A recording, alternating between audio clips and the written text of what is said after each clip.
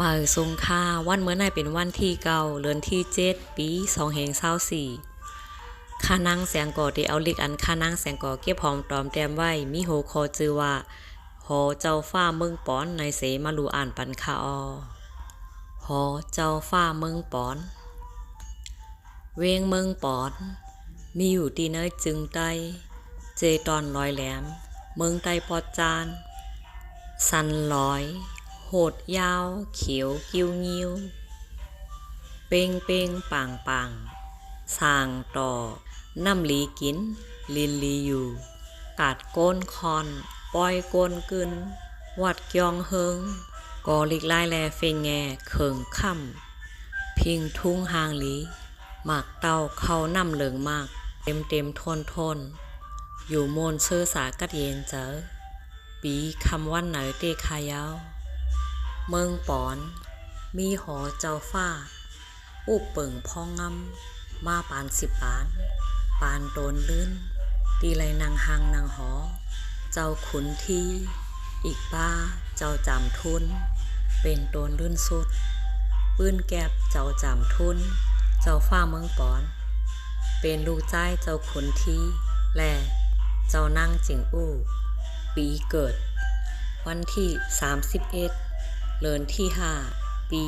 เหงเกาปาก7จือมือเล็กห้องเจ้าสาทุนใหญ่มาขึ้นห้องเจ้าจำทุนจันทานการเฮงป้ายปีหยาโฮนาปลิกเป็นเจ้าฟ้าขุนพ้องหลงอองลุ่มอันกับไก่ลอยสันร้อยก็กูเจ้านางเข็นต้อง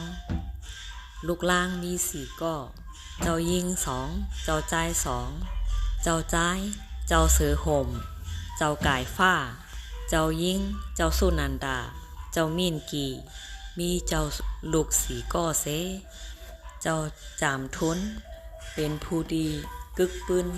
กัดงานฮัดหานเจ้าฟ้าในเมืองไต้วันเสงกามเดือนจุลายวันที่20ปีเหงเกาปัก47เมื่ออายุเจ้าไล